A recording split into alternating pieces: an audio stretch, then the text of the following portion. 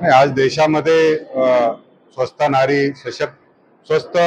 नारी सशक्त परिवार हे अभियान माननीय पंतप्रधान महोदयांचा आज वाढदिवस पण आहे 17 सप्टेंबर आणि या निमित्ताने आज सुरू झालं आणि 2 ऑक्टोबर पर्यंत चालणार आहे।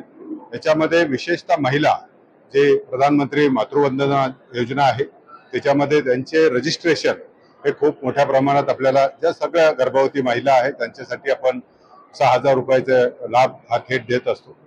पोषण अभियान आहे, कारण पोषण शिवाय आपल्याला हे सगळं शक्य नाही, त्यामुळे निरोगी आरोग्य राहण्यासाठी पोषण अभियान तेवढाच 8वा पोषण अभियान याची सुरुवात झाली।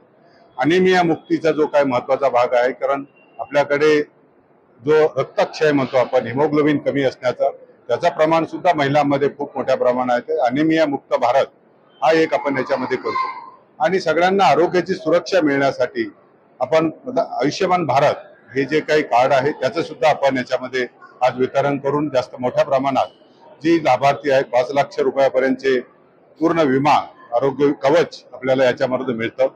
मला वाटतं की हे एवढ्या पुरतं राहणार नाही, तर आपण 15 दिवस हे सर्व मातांचे आरोग्य तपासणी आपण सगळ्या आपल्या केंद्रामध्ये करणार आहोत। हे 3 जी महत्वाची रुग्णालय आहेत त्याच्यामध्ये वाशी, नेरूळ, ऐरोली आणि सगळी माता बाल रुग्णालय इथे सुद्धा आहे आणि आपले जे 28 नागरी आरोग्य केंद्र आहे याच्यावर सुद्धा सगळी महिलांची पुढले 15 दिवस तपासणी होणार आहे। याच्यामध्ये टीबीची सुद्धा क्षयरोगाच्या सुद्धा आपल्याला मोठ्या प्रमाणात तपासणी याच्यामध्ये करणार आहोत आणि कॅन्सर जे महिलांमध्ये गर्भाशय कॅन्सर, स्तनाचे कॅन्सर याचं सुद्धा प्रमाण मोठं असतं तेही त्याच्यावर आपण काम करणार आहोत। मला वाटतं हे 15 दिवसापुरतं हे जरी अभियान असलं तर हे वर्षभर आपल्याला हे टिकावं लागणार आहे आणि आपले परिवार आपले कुटुंब आपल्याला जर स्वस्थ ठेवायचं असेल तर महिलांचं आरोग्य हे प्राधान्याने जपलंच पाहिजे, कुणीच त्याचा नाकारू शकत नाही। मला वाटतं की हे अत्यंत स्तुत्य उपक्रम आहेत, याच्यामध्ये महानगरपालिका चांगल्या पद्धतीने काम करेल।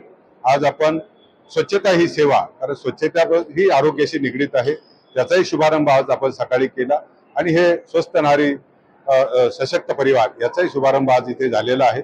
माननीय पंतप्रधान महोदयांनी देशामध्ये केला आणि राज्यामध्ये आता आपल्या राज्याचे माननीय उपमुख्यमंत्री आणि राज्याचे मुख्यमंत्री यांच्या हस्ते हा कार्यक्रमाचा आज इथे शुभारंभ झाला।